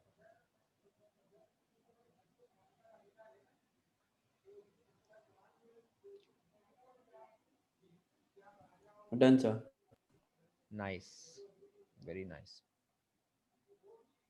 हाँ, ओके गाइस, आगे बढ़ते हैं। मेरे ख्याल से इतना आपको समझ में आया होगा, राइट। इसके बाद एक बात देखते हैं, इम्यून सिस्टम का हमने अभी क्या देखे? हमने इनके 4 कैरेक्टरिस्टिक्स देखे, 4 फीचर्स देखे। कौन कौन से? Specificity, diversity, discrimination between self and non self, and memory, right. इसके बाद हमें देखना है टाइप्स ऑफ इम्यूनिटी। ये भी बड़ा इंटरेस्टिंग, पूरा इम्यून सिस्टम इंटरेस्टिंग है यार, राइट।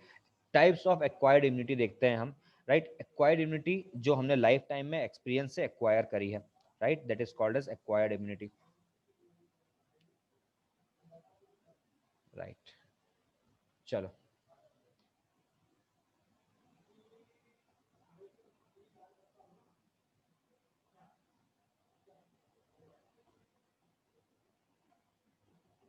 ओके ओके, चलो ठीक है, कोई बात नहीं।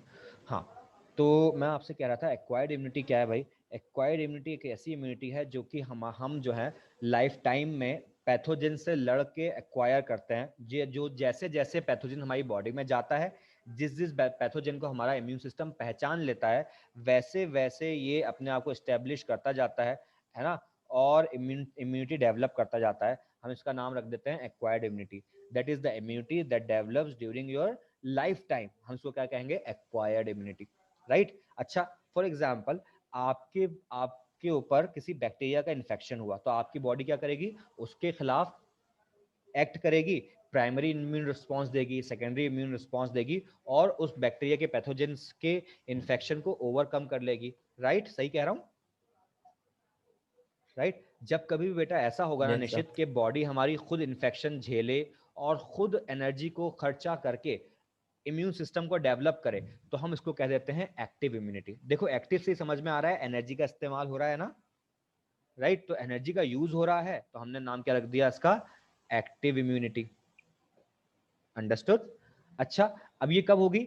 It develops in response to an infection और वैक्सीन। अब एक बात यहां समझना पड़ेगी, अब ये एक्टिव इम्यूनिटी दो तरह की होती है।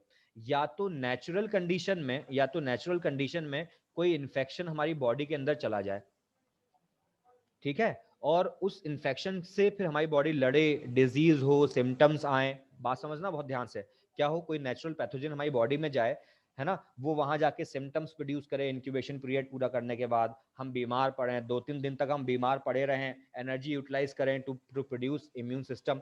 ऐसी कंडीशन में जब हम एनर्जी वेस्ट कर रहे हैं, नेचुरल इन्फेक्शन हुआ है हमारी बॉडी को, तो हम लोग क्या कहेंगे? Natural active immunity. जरा अपवर्ड पढ़ के देखो, इसको जरा अपवर्ड पढ़ो, इस तरह से, राइट। इस तरह से पढ़ के देखो अपवर्ड, राइट। जब हम अपवर्ड पढ़ेंगे तो आपको खुद ही समझ में आएगा कि अपवर्ड में क्या हो रहा है। जब नीचे से ऊपर आप स्टडी करोगे, बोलोगे इसको, तो क्या बोलोगे? आप बोलोगे natural active acquired immunity, right. क्या ये बात समझ में आ पाई? Yes, sir. Natural Natural. Active acquired immunity बोलेंगे इसको हम। तो जब कभी भी कोई एंटीजेंस हमारी बॉडी में जाएंगे और इसके रिस्पॉन्स में हमारी बॉडी मेहनत करके एंटीबॉडीज बनाएगी, तो हम उसको कहेंगे natural immunity, natural active acquired immunity. अच्छा, एक और तरीका है यार निश्चित। दूसरा तरीका क्या है यार, कि हमारी बॉडी के अंदर हम इन्फेक्शन ना होने दें। हो सकता है कोई इन्फेक्शन ऐसा हो जो बहुत डेंजर हो, अगर एक बार हो गया तो हम मर सकते हैं, जैसे कि चिकन पॉक्स में होता था, जैसे कि पोलियो में लाइफ खराब हो जाती थी पूरी की पूरी।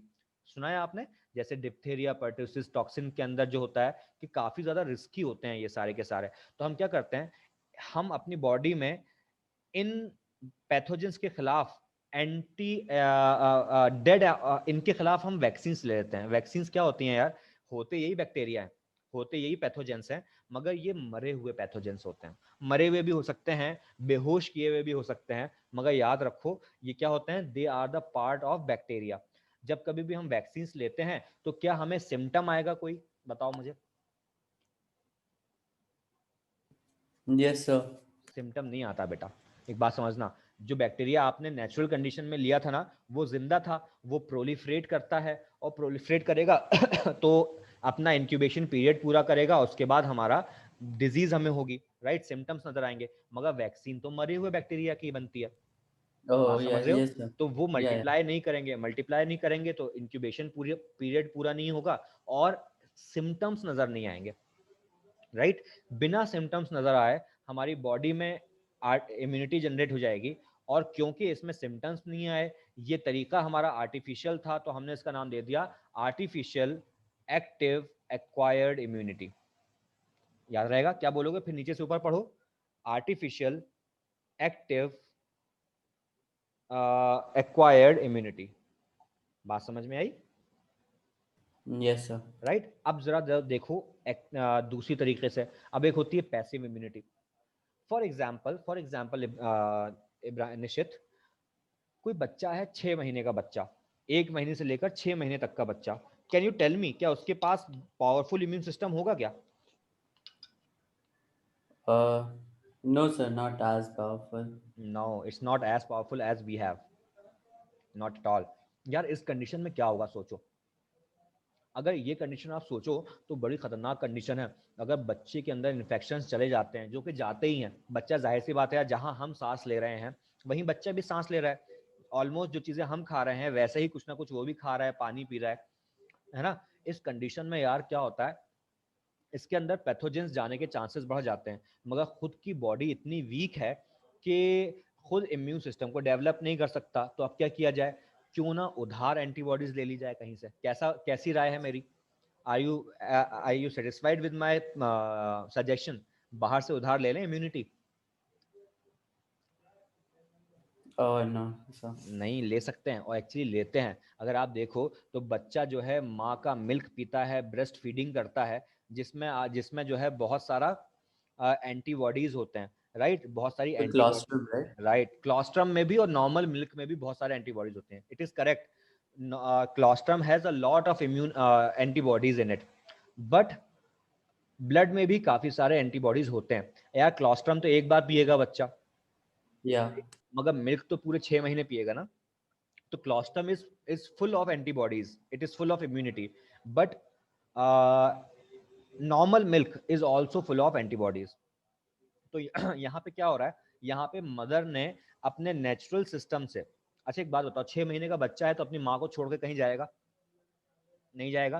तो जैसे No. एनवायरमेंट में माँ है वैसे ही एनवायरमेंट में बच्चा है। जिन पैथोजन से माँ को दो चार होना पड़ रहा है, माँ फाइट कर रही है जिन पैथोजन से, उन्हीं पैथोजन से बच्चा भी फाइट कर सकता है, राइट। तो बच्चे इस कंडीशन में जो माँ की एंटीबॉडीज हैं वो मिल्क के थ्रू बच्चे में चली जाती हैं। हम नाम क्या दे देते हैं इसका? Natural passive acquired immunity. अब ये बताओ मुझे, पैसिव क्यों बोला? पैसिव हमने इसलिए बोला कि बच्चे को क्या मेहनत करना पड़ी इन्फेक्शन को झेलने में? क्या इन्फेक्शन बच्चे को हुआ था? No, sir. राइट। मगर इम्यूनिटी किसको मिली? बच्चे को मिली। तो बिना एनर्जी खर्च किए जब बच्चे ने इम्यून सिस्टम डेवलप कर लिया, एनर्जी है ना, तो हम इसको क्या कह देते हैं गाइस? बात समझ पा रहे हो? इसको हम लोग कह देते हैं पैसिव इम्यूनिटी। वहां पे क्या हो रहा था सेकंड वाले केस में? क्या हो रहा था उस वाले केस में? हो रहा था कि एनर्जी खर्च कर रहे थे, इन्फेक्शन हमको हुआ या हमने वैक्सीन ली, मगर फाइनली एनर्जी तो हमने खर्च करी ना, हमारे बॉडी के सेल्स ने मल्टीप्लाई किया ना, तो वो तो क्या था? Active immunity. यहाँ पे क्या हो रहा है? यहाँ पे हमने मदर से डायरेक्टली एंटीबॉडीज ले ली, और जब हमने मदर से डायरेक्टली एंटीबॉडीज ले ली in the form of milk, तो हमें एनर्जी लगी क्या? बच्चे को एनर्जी लगी? नहीं लगी, है ना। इस कंडीशन में उसको क्या कहेंगे? विदाउट एनर्जी यूज हम उसको कहेंगे पैसिव, राइट। यहाँ लिख भी देता हूं, एनर्जी यूज होगी और यहाँ पे there is no energy used, right. ऐसा होगा तो हम क्या कहेंगे इसको? Passive immunity. ठीक। अच्छा, एक तरीका और है यार निश्चित।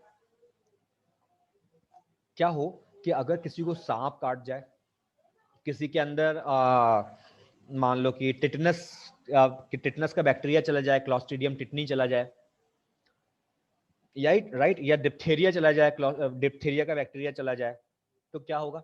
इस कंडीशन में क्या होता है यार कि बंदे के पास टाइम बहुत कम होता है, राइट। क्या होता है इस कंडीशन में? बंदे के पास टाइम बहुत कम होता है। अगर एक बार आपको चोट लग गई, कहीं आप खेल रहे थे, फुटबॉल खेल रहे थे और रोड पे खेल रहे थे, मान लो आप ग्राउंड में नहीं खेल रहे थे, तो रोड पे खेलते खेलते आप गिर गए, आपके हाथ पैर में छिल गया, खून निकल आया। इस कंडीशन में हो सकता है कोई बैक्टीरिया जमीन के अंदर हो, है ना, उसके स्पोर्स प्रेजेंट हो। मैंने आपको बताया था ना कि क्लॉस्ट्रीडियम टिटनी का जो स्पोर्स होते हैं वो 60 ईयर्स के लिए सॉइल में रह सकते हैं। Can you believe that? 60 साल, राइट। 60 साल के लिए हो सकता है कोई ऐसा पैथोजन वहां पे रहा हो, राइट, और वो आपकी बॉडी में चला गया। अगर वो बॉडी में चला गया तो बेटा इसका इंक्यूबेशन पीरियड होता है 3 दिन से हफ्ते भर के बीच में, राइट। और इतने जल्दी हमारी बॉडी इम्यून रिस्पॉन्स जनरेट नहीं कर पाएगी, ठीक। और अगर ये चला गया तो हम क्या, हमारे अंदर इम्यून रिस्पॉन्स जनरेट नहीं होगा और हम बहुत गंभीर बीमार पड़ सकते हैं, है ना। इस कंडीशन में हम क्या करते हैं? हम बाहर से एंटी टिटनस टॉक्साइड या एंटी टिटनस सीरम लगवा लेते हैं और बाहर से इंजेक्शन लगवा लेते हैं, राइट। तो इसको हम लोग कह देते हैं आपका आर्टिफिशियल। अब आर्टिफिशियल क्यों बोल रहे हैं इसको पता है? देखो यहाँ पे मदर से लिया था, मदर ने नेचुरली बनाया था, नेचुरली हमारी बॉडी के अंदर आया था, मगर यहाँ पे हम इंजेक्शन के थ्रू ले रहे हैं। हमने किसी और एनिमल में, ज्यादातर घोड़े में, इफ यू रिमेंबर मैंने आपको बताया था एंटी टिटनस सीरम Yes, कैसे sir. बनता है, Yes, sir. From right. yeah. तो हमने आर्टिफिशियली बनाया है उसको और हम उसको अपने अंदर इंजेक्ट करवा रहे हैं। अगर हम उसको अपने अंदर इंजेक्ट करवा रहे हैं तो क्या वो आर्टिफिशियल मेथड नहीं हुआ? Yes, sir. It's artificial. Right. तो क्या कहेंगे इसको हम? Artificial passive acquired immunity. क्या मेरी ये बातें समझ में आई? Yes, sir. Take a screenshot and tell me when you are done.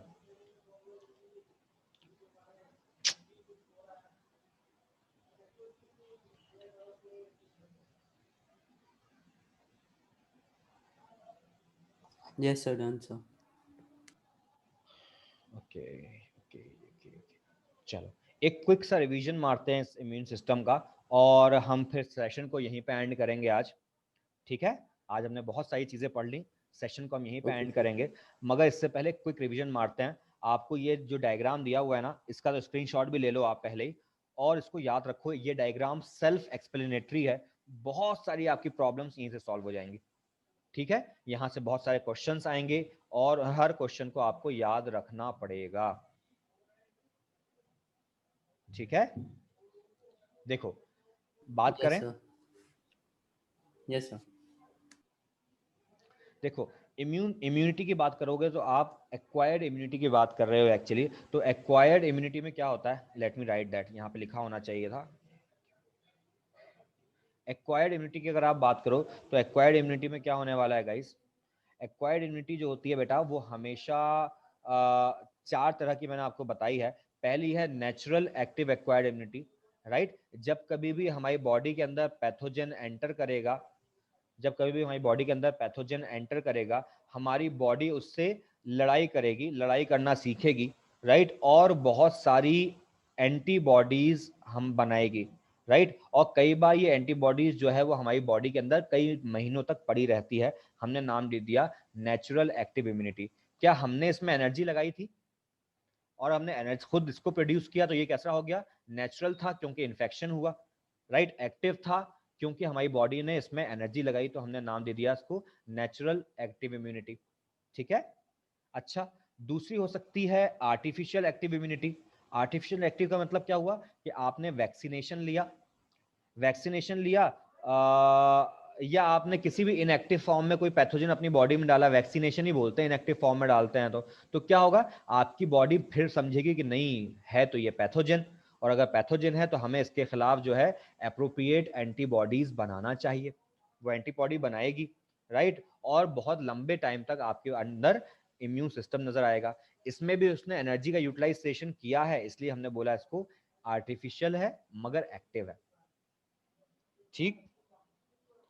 Third चीज, अब बेटा एक होता है थर्ड की में क्या है, नेचुरल पैसिव इम्यूनिटी। क्या मतलब, पैसिव का मतलब हमें एनर्जी का यूटिलाइजेशन नहीं करना, हमें खुद खर्चा नहीं करना, राइट। ये कैसे हो सकता है, या तो हम मदर से बच्चे को ब्रेस्ट फीडिंग करवाएं, तो मदर से बच्चे में एंटीबॉडीज एंटर कर जाती हैं, राइट। जब कभी भी बच्चा Yes, मदर sir. के वूम में होता है ना बेटा, मदर के वूम समझ रहे हो ना, जब वो पैदा नहीं हुआ, right, fetal Yes, sir. Condition में है, तो फीटल कंडीशन में एंटीबॉडीज कुछ ऐसी होती हैं जो कि हमारे प्लेसेंटा को क्रॉस कर जाती हैं और बच्चे को इम्यून सिस्टम प्रोवाइड कराती, इम्यूनिटी प्रोवाइड कराती हैं। Do you know Ibrahim and Nishit के virus can cross placenta, Yes, sir. It can cross the right. placental barrier. Right, right. If a virus, if a pathogen can cross the placenta, so so do the antibodies.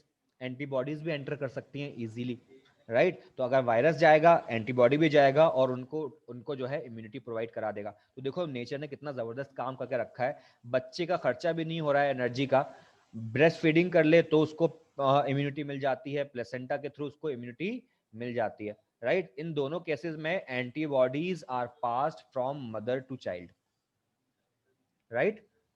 बात समझ पा रहे हो, in both the cases Yes, the sir. Antibodies are cross from mother to child. और इस condition में directly हो सकता है कि वो पैथोजन है वो बच्चे तक पहुंचे भी ना। फॉर एग्जाम्पल मदर ने कुछ खाने में खाया, राइट, बाहर का खाना खाया, मदर ने चाउमीन खा लिया, महिलाओं को बहुत पसंद होता है ना चाउमीन, तो इन लोगों ने क्या किया, चाउमीन खा लिया। मुझे एक बात बताओ, चाउमीन गया मदर के पेट में, मदर उस चाउमीन के अंदर था इन्फेक्शन, तो क्या मदर की बॉडी इम्यून सिस्टम जनरेट करेगी, Yes, sir. राइट। तो क्या ये चाउमीन बच्चे ने भी खाई है, नहीं खाई ना। जब बच्चे No, ने नहीं sir. खाई तो उसको इन्फेक्शन के चांसेस नहीं है। ज्यादातर जो बाहर के खाने होते हैं इसमें बैक्टीरिया होता है, bacteria can not cross placenta, तो इस कंडीशन में बच्चे को इन्फेक्शन नहीं होगा, मगर क्योंकि एंटीबॉडीज तो बनाई है उसकी मदर ने, तो वो एंटीबॉडीज पैसिवली बच्चे के अंदर चली जाएंगी, राइट। तो यहाँ पे हम क्या कहेंगे, पैसिव नेचुरल एक्वायर्ड इम्यूनिटी। ठीक। अच्छा। Yes, sir. So, like some viruses, yeah, they're like really easily treatable, like influenza. Right, That can cross the placental barrier, right? Right, they can cross the placenta barrier. So, how is that treated? Is that enough? Is the antibodies generated by the mother enough to fight influenza? हाँ, अच्छा एक बात मुझे आपको और बताना है, बहुत अच्छी बात बोली आपने। देखो, वायरस का इन्फेक्शन जो है उससे बचने के लिए साइटोकाइंस बनते हैं, remember, Yes. Right. Cytokines interleukins बनते हैं, याद आ रहा है। तो बेटा एक बात समझो, साइटोकाइंस और इंटरल्यूकिन्स का मॉलिक्यूलर साइज एंटीबॉडी के मॉलिक्यूलर साइज का 1/4 भी नहीं होता, right? So if an antibody can cross the barrier, the blood placenta barrier, so can these particular cytokines also cross that, है ना। अगर एंटीबॉडी क्रॉस कर सकती हैं तो साइटोकाइंस भी जो है वो प्लेसेंटा को क्रॉस कर सकते हैं, इजीली क्रॉस कर सकते हैं, और बच्चे के सेल को पहले ही बता देंगे कि भैया इन्फेक्शन आने वाला है, तैयार रहो। एंटीबॉडीज भी बनती हैं फ्लू के इन्फेक्शन में, और ये भी बनता है, साइटोकाइंस भी बनते हैं, और दोनों मिलके जो है बच्चे को इस इन्फेक्शन से बचा लेते हैं। आप एक बात समझ लो, नज़ला, खांसी, जुकाम, बुखार, फ्लू वाले सिम्टम्स जो हैं वो बच्चे तक पहुंचने से पहले ही मार दिए जाते हैं। You know why?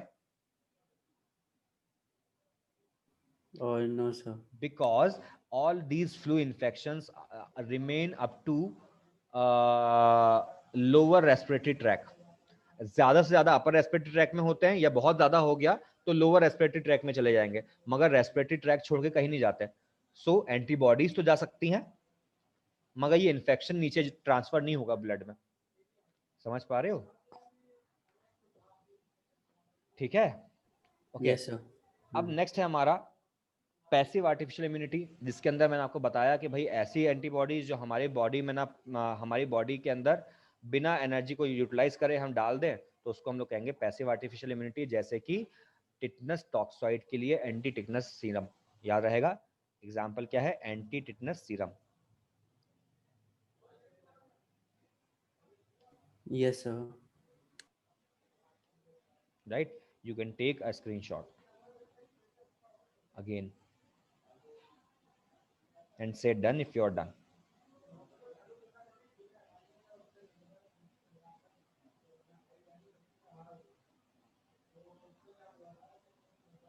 Yes, sir. Done, sir.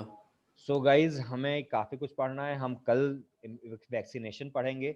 Vaccination से पहले हम पढ़ेंगे टाइप्स ऑफ एंटीबॉडीज, एपिटोप क्या होता है, पैराटोप क्या होता है, कॉम्प्लीमेंट्री डिटरमाइनिंग रीजन CDRs क्या होते हैं, राइट? एंटीबॉडीज कैसी नज़र आती हैं, हम काफ़ी कुछ चीज़ें देखेंगे। और थोड़ा शॉर्ट में RBC फॉर्मेशन भी देखेंगे। हालांकि ये हमारे कोर्स में नहीं है, मगर एम्स लेवल पे इसके क्वेश्चंस आते हैं, तो हम जो है एक बार RBC फॉर्मेशन देखेंगे। बहुत शॉर्ट में सिर्फ 3 वर्ड्स याद रखना है हमें, दैट्स इट। ठीक है, तो यार बस पढ़ते रहो। आज एनसीईआरटी निकालोगे आप लोग, एनसीईआरटी को सॉल्व करोगे। और हाँ यार, तुम लोग क्वेश्चन सॉल्व कर रहे हो, Yes, sir. I'm solving है ना? questions on this तो chapter. जो मैं आपको क्वेश्चन पेपर दे रहा हूँ, टेस्ट पेपर, और जो DPP दे रहा हूँ, वो DPP अभी आप सॉल्व करते रहो, राइट? DPP मैं दूंगा, वो आप सॉल्व करते रहो। व्हाट्सएप ग्रुप में डाल दूंगा मैं। प्लस आप लोग जो है वो NCERT finger tip, I told you, याद आ रहा है? NCERT Yes, sir. Finger tip वाली किताब भी सॉल्व करना स्टार्ट कर दो। You don't have much time now, right? We have very less time, we have just 6 month. अच्छा निश्चित, आपको एक बात और बताऊं यार, तुम्हें पता है इस बार हमारे नीट एग्जाम थोड़े से लेट हो सकते हैं। So how late? Just for 15 to 20 days और अ मंथ। या तो शुरुआती मई में हो जाएगा, या लास्ट मई से, मतलब शुरुआती मई में नहीं होगा, लास्ट मई में होगा, या मई के बाद जून में होगा। जून मतलब फर्स्ट वीक ऑफ जून में होगा, या लास्ट वीक ऑफ मई में होगा, मगर कम से कम 20 days तो इनको लेट करना ही पड़ेगा। ये ऐसे इंटरनल न्यूज है, Alright, sir. राइट? क्यों ऐसा हो रहा है एक्चुअली? क्योंकि जो स्टूडेंट्स हैं, उनका अभी नीट लेट हुआ, लेट रिजल्ट आया, और अभी 3 महीने कम से कम काउंसलिंग चलेगी, कम से कम तीन Yes, महीने sir. काउंसलिंग चलेगी। तो जो पूरा प्रोसीजर है उनका, जो उनका स्टाफ है, उनको दोबारा सर्कुलेट करने में टाइम लगता है उनको, और बच्चों को भी टाइम देना पड़ेगा उसे। तो मई में नहीं ले सकते ये लोग, मई लास्ट में ले सकते हैं अगर जल्दबाजी करेंगे, नहीं तो ये लोग जून में एग्जाम लेंगे, फर्स्ट वीक ऑफ जून में। तो इसलिए आपके पास थोड़ा सा टाइम बढ़ने वाला है, बट स्टिल गाइज याद रखो, हमारा एम वही रहेगा, हम जून से पहले, हम मई से पहले पहले अपना कोर्स कंप्लीट करके रिवीजन मारेंगे इसका, बायो में, Yes. है ना? और याद रखो निश्चित बेटा, बहुत खास ध्यान से, तुम आज अकेले हो तो तुमसे बोल देता हूँ मैं, है ना? बल्कि अभी रिकॉर्डिंग हो रही है, अभी नहीं बोलूंगा, रिकॉर्डिंग के बाद बोलूंगा मैं तुमसे कुछ बात, ठीक Okay, है? sir. बल्कि अपन पर्सनली कभी बात कर लेंगे व्हाट्सएप के ऊपर, ओके? Okay, sir. कभी हम कॉलिंग भी कर सकते हैं, कभी व्हाट्सएप कॉल करूँ, अपन बात करेंगे फेस टू फेस, ठीक है? I have something in mind for you. So जहाँ तक मैं आपका नेचर, आपकी पढ़ाई का सिस्टम समझाऊँ, बहुत अच्छा सिस्टम है आपकी पढ़ाई का, you are very good student, और आप निकाल लोगे। आपका बायो में जहाँ तक मैं समझ रहा हूँ, you are scoring more than 330 number for now, मगर अभी हमें 20 नंबर के लिए और काम करना है। 330 नहीं, हमें 350 और 360 की तरफ जाना है। तो 20 से 30 मार्क्स के लिए हमें मेहनत और करनी है अभी। तो मैं बताऊंगा आप कहाँ पे लैग कर रहे हो, ठीक है? Okay, sir. हम इस बारे में बात करेंगे, और बहुत बहुत जबरदस्त भविष्य है तुम्हारा, ये तय बात है Nishchit. You are one of the brightest students in India, literally I mean it, ठीक है? तो अपन इस पर बात करेंगे। तो एनसीईआरटी पढ़ते रहो, और बात करते हैं, कल अपन मिलते हैं, ठीक है? Okay, तो sir. एकान एंड अदर स्टूडेंट्स, गाइज आपके लिए ये रिकॉर्डिंग थी, है ना। इस रिकॉर्डिंग को सुनने के बाद एनसीईआरटी दोबारा पढ़ो, नोट्स पढ़ो, फिंगर टिप्स सॉल्व करो, और डीपीपी सेंड कर रहा हूँ वो भी सॉल्व करो, ठीक है। This all for now. If you have any query you can message me, you can WhatsApp me, ठीक है। We will discuss any query on WhatsApp. Okay, bye. Thank you, sir. Bye. That's